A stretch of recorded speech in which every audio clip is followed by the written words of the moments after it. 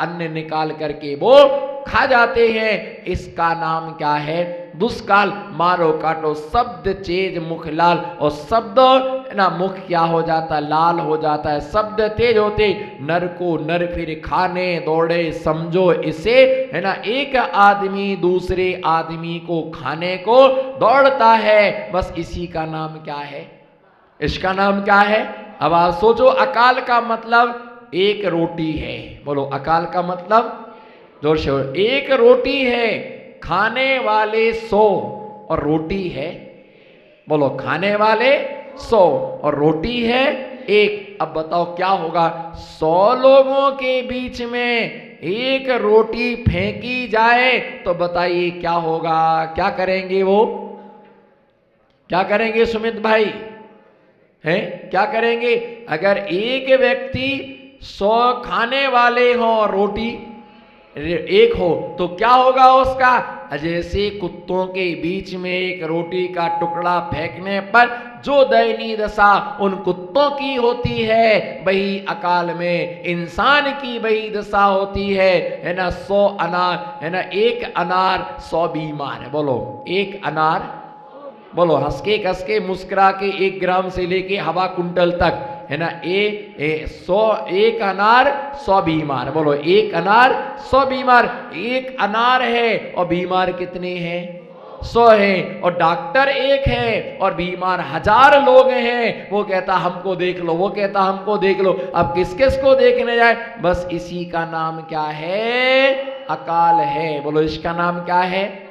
अकाल है ना। ऐसे अकाल में वह नर को नर फिर खाने दौड़े, समझो उसे अकाल। बस इसी का नाम क्या है?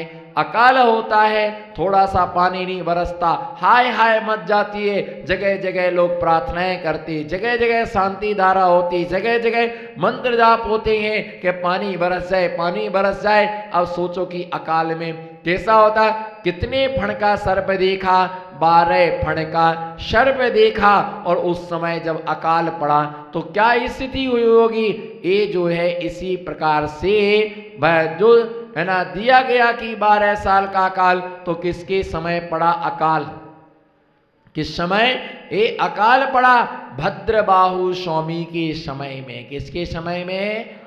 भद्रबाहु स्वामी के साथ में 24,000 साधु थे। कितने हजार? विचार तो करो। कई लोगों तो सुन करके दिमाग ठनक गया।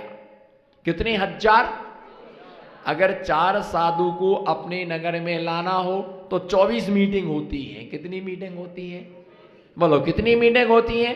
4 साधु को लाने के लिए समाज 24 मीटिंग करता है। उसमें भी फाइनल नहीं होता है। अभी हमारे यहां अनुकूलता नहीं बनेगी। अभी हमारे अध्यक्ष महोदय बाहर जा रहे, इसलिए महाराज जी बाहर के बाहर जाओ। अभी हमारे मंत्री जी नहीं है। अभी हमारे मंदिर में काम चालू आहे। बोलो, अभी हमारे मंदिर में काम चालू है। हमारे यहाँ कोई अभी चौका लगाने वाले नहीं है। अभी हमारे यहाँ व्यवस्था नहीं हो पाएगी। इतनी सारी समस्या 4 साधु को लाने के लिए 24 मीटिंग होती है। उसके बाद में भी कोई राजी नहीं होता है ना। लाने को कोई तैयार नहीं होता है और आ जाए तो कोई कमी नहीं। अब आ ही गए हैं तो क्या है, करो जैसे बने व्यवस्था वैसे करो। अरे दूध नहीं पिलाओगे तो पानी पिलाओगे है ना। तुम क्यों धर्म का ठेका लेकर के बैठे हो? तुम्हारे पुण्य से व्यवस्था नहीं होती, हमारे पुण्य से तुम्हारी व्यवस्था होती है ना। क्योंकि कहा जाता है कि भूत मरता है तो परीत जिंदा हो जाता है। तुम्हारे इससे कुछ नहीं होने वाला। दूध नहीं मिलेगा, पानी पिलाओ। 4 चौके नहीं लगेंगे, 1 चौका लगेगा है ना। 4 लोग नहीं आएंगे, 2 लोग आएंगे। उनके भाग्य से कोई ना कोई तो क्या होगा, आएगा है ना। तुम इतना विकल्प क्यों लेते हो? हमारे भाग्य का कहीं नहीं जाएगा। बोलो, हमारे भाग्य का, जोर से बोलो, हमारे भाग्य का कहीं नहीं जाएगा। टेंशन लेने की आवश्यकता, टेंशन लेना नहीं, टेंशन देना सीखो। क्या? टेंशन लेना नहीं और टेंशन लेना नहीं और टेंशन देना नहीं। अभी हम प्रवचन में आए ना, तो बोल रहे थे हमारे भैया की पब्लिक नहीं है आज। मैंने कहा तुम विकल्प मत करो। क्या? तुम विकल्प मत करो, डमरू बजाओ, नाचने वाले तैयार हैं, डमरू बजाओ। अच्छा मुझे एक बात बताओ, पहले दुकान खुलती है कि कस्टमर आते हैं? शायद हो सकता है कि आपकी दुकान पर 100 कस्टमर बैठ जाते होंगे, फिर आप दुकान खोलते होंगे। ऐसे ही है, पहले दुकान खोलने वालों को पहले क्या करना पड़ता है जी? कैलाश जी, सबसे पहले दुकान में जाते लकड़ी के पैर पड़ो। किसके पैर पड़ते हैं? लकड़ी के। उसके बाद फिर झाड़ू माता, उनसे पूरी दुकान साफ सफाई करो, फिर जमा करके बैठो। लोग देखते हैं दुकान जम गई तो सामान लेने आते, झाड़ू लगाते समय कोई नहीं आता है। कचरा कौन खाए, भस कौन खाए? भाई ऐसे ही है, लोग देखते हैं। अभी तो महाराज जी आया नहीं, एक माला और जपी लो। अभी महाराज आया नहीं, एक माला और जपी लो। अभी महाराज नहीं आया, एक स्तोत्र और पढ़ी लो, आता होगा महाराज। फिर कई लोग सोचते अभी तो मंगलाचरण हो रहा होगा, 2-4 ऐसे भी हैं, पाठ प्रक्षालन की बोली हो जाना तो बाद में चलेगा। ऐसा ना हो कि अपन को लेने शास्त्र भेंट हो जाने दो, फिर 2-4 बोलते अभी रुक जाओ, मंगलाचरण हो जाने दो, फिर चलेंगे। चिंता मत करो, हम तो दुकान खोल के बैठे 10:30 बजे तक बैठे। आओ जब तक है ना, आते जाओ भैया, ध्यान रख करके चलो। अगर हम सोचें पब्लिक नहीं आई तो कभी प्रवचन होगा ही नहीं। अपनी सोच निगेटिव नहीं होना चाहिए, हमारी सोच पॉजिटिव होना। 4 महाराज को 24 मीटिंग, कितनी बोलो ना? 4 महाराज को 24 मीटिंग होती है, लेकिन वो 24,000 महाराज का संघ था, उनको लाने को एक भी मीटिंग नहीं। उज्जैन, क्या? उज्जैन नगरी में वो संघ था, उच्चजैन। क्या नाम पड़ा? उज्जैन। एक ऐसा गांव है जिसके नाम के साथ में जैन शब्द लगा। ऐसा कोई ग्रंथ नहीं होगा जिस ग्रंथ में उज्जैन का नाम, बोलो, ऐसा कोई ग्रंथ, गारंटी के साथ कहता हूं, ऐसा कोई ग्रंथ नहीं है जिस ग्रंथ में उज्जैन का नाम ना आया हो। उज्जैन, उच्च जैन, जहां रहते हैं उसका नाम उज्जैन है ना, उसका नाम है, उसका नाम उज्जैन है। ऐसे 24,000 साधुओं का संघ था। तो भद्रबाहु आचार्य महाराज, अकाल क्या होता है? भद्रबाहु आचार्य एक आहारचर्या के लिए लक्ष्मण सेठ के घर पर आहारचर्या के लिए वहां पर जाते हैं। और जैसे आहारचर्या के लिए वहां पर उस घर में पहुंचे तो 2 महीने का बालक पालने में झूल रहा था। कितने महीने का? 2 महीने का बालक पालने में झूल रहा था। 2 महीने का बालक बोलता नहीं है, लेकिन जैसे ही महाराज उस चौकी में प्रवेश करते हैं, चौकी में प्रवेश करते ही वहां उस बालक के अंदर से आवाज आई, जाओ जाओ जाओ जाओ जाओ। वो बच्चा पालने में झूल रहा था और महाराज के आते ही जाग गया और उसके मुख से शब्द निकलते हैं। बोलो, क्या शब्द निकलते? जाओ जाओ। इधर देखो, आई कांटेक्ट में रहो। जाओ जाओ जाओ जाओ। महाराज ने देखा ये बालक क्यों बोल रहा है जाओ जाओ जाओ जाओ जाओ जाओ, है ना। तो महाराज ने पूछा उससे, मुद्रा छोड़ करके पूछ लिया, कितने समय को, कितने समय को, कितने समय के लिए? तो मालूम भाई बालक बोलता 12 12 12 12। तो उन्होंने अपने निमित्त ज्ञान से जान लिया कि तुम यहां से 12 वर्ष को जाओ, क्योंकि यहां पर 12 वर्ष का अब अकाल पड़ने वाला है। इस अकाल में मुनिचर्या का पालन, इस अकाल में मुनिचर्या का पालन नहीं हो सकता है।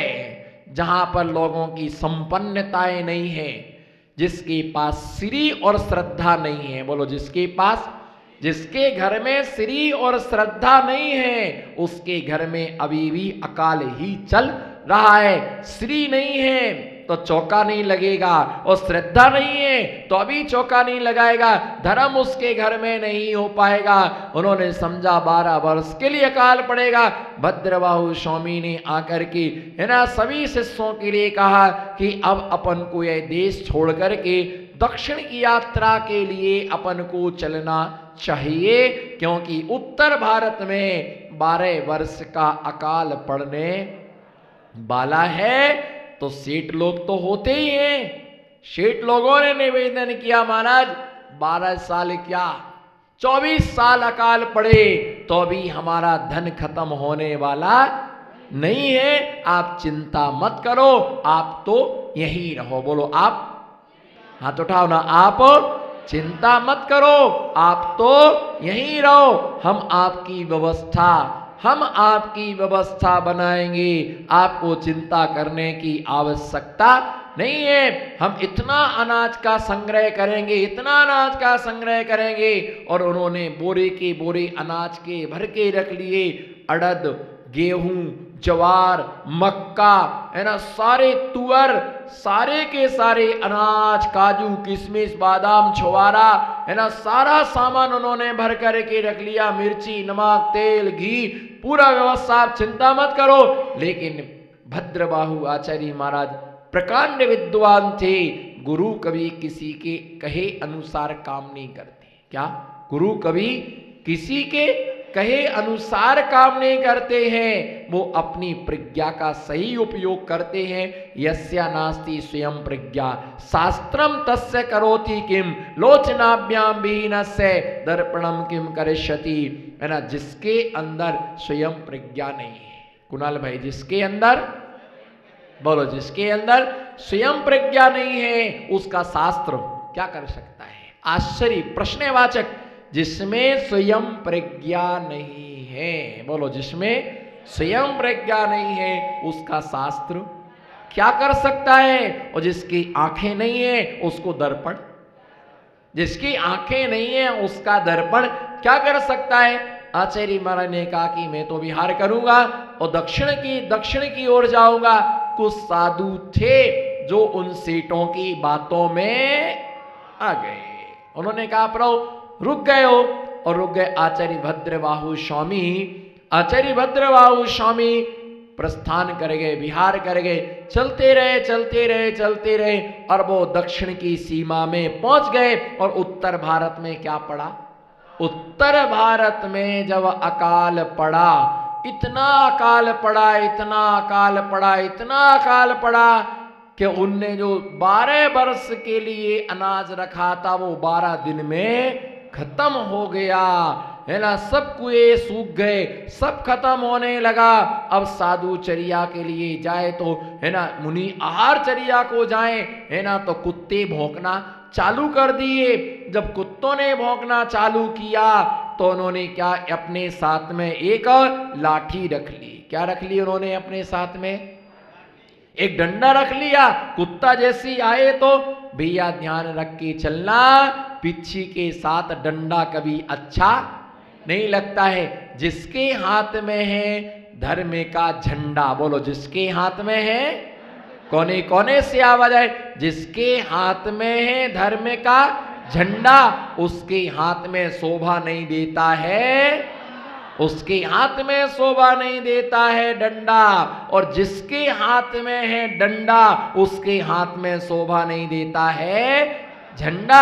अरे ये बताओ, है ना, जिसके जो हार पहने हो, बोलो, जो हार पहने हो और जो मुकुट लगाए हो, बोलो, जो हार पहने हो और मुकुट लगाए हो, बोलो, जो हार पहने हो और मुकुट लगाए हो, बोलो, जो हार पहने हो और मुकुट लगाए हो, और उसके हाथ में धनुष बाण हो, तो वो कभी शोभा के लिए प्राप्त नहीं होता है। बोलो, जिसके हाथ में जो मुकुट लगाए हो और हार पहने हो, ऐसा व्यक्ति है ना, धनुष बाण लेकर के वो शोभा को प्राप्त नहीं होता है। भैया ये ध्यान रख करके चलना कि मुकुट और धनुष बाण का कोई संयोग धनुष और मुकुट का कोई क्या नहीं है, ना कोई सहयोग नहीं है। इसलिए जिसके हाथ में झंडा है, बोलो जिसके हाथ में, जोर से, जिसके हाथ में झंडा है उसके हाथ में डंडा अच्छा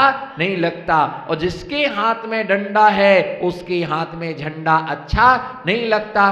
क्या लेना है, डंडा की झंडा है? बोलो डंडा की, डंडा लोगे तो कुत्ता भगाओगे, क्या डंडा लोगे तो, बोलो डंडा लोगे तो कुत्ते भगाओगे, और झंडा लोगे तो कर में भगाओगे। क्या भगाना है, क्या भगाना है? और झंडा नहीं लोगे, झंडा, चंदनमल जी झंडा नहीं लोगे तो डंडा तो अपने आप हाथ में आ ही जाएगा। इसमें तो कोई संदेह करने की आवश्यकता है ही नहीं है, बिल्कुल no doubt, no doubt, full यकीन, बोलो नो डाउट, बोलो ऐसा करो, नो, नो डाउट, फुल यकीन, फुल बिलीव, नो डाउट। अच्छे से बोलो ना, क्या ऐसे रोते रोते बैठे हो? जवानी में बुढ़ापे का एहसास कर रहे हो, अभी तो कमल की तरह खिलना चाहिए, तुम तो पाखड़ियों जैसे मुरझा गए। नो डाउट, बोलो नो डाउट, फुल यकीन, फुल बिलीव, इसमें कोई डाउट नहीं है। जब अगर धर्म का क्या नहीं लोगे, अगर धर्म का झंडा नहीं लोगे तो हाथ में क्या आएगा? धर्म का झंडा नहीं लोगे तो हाथ में क्या आएगा? एक हाथ में डंडा और एक हाथ कमर पर होगा, और रोते रोते रोते यही कहोगे कठे जाऊं, बोलो कठे, कोई नहीं पूछ रहा, और झंडा होगा तो आवाज आएगी कठे कठे जाऊं। डंडा होगा तो जो ना बोले डंडे की कसम, बोलो जब डंडा होगा तो मन में भाव आएगा कठे जाओ, कठे जाओ। बड़ा बोलता छोटे के पास जाओ, छोटा बोलता तो दोनों बोलते बीच वाले के पास जाओ, उसी को दिया है। बड़ा छोटे के बाद छोटा, डंडा होगा तो कठे जाओ, बोलो डंडा होगा तो कठे जाओ, और झंडा होगा तो कठे कठे। साधु सोचता है कहां कहां जाऊं, ए पड़गा रहे ओ पड़गा रहे हैं। भैया ध्यान रख के चलना। उन साधुओं ने कुत्ता को भगाने के लिए डंडा अपने हाथ में रख लिया। जब देखा है ना कि रात्रि काल में नग्न भेष को देख करके, दिगंबर भेष को देख करके है ना महिलाएं डर जाती हैं, महिलाएं घबरा जाती हैं। ऐसे समय में डरने के कारण से उन साधु से कहा कि आप जब बाहर निकलते हो तो एक कपड़ा लपेट लेना, और अपनी बसतिका में आकर के आप बसतिका में आने के बाद में दिगंबर हो जाना।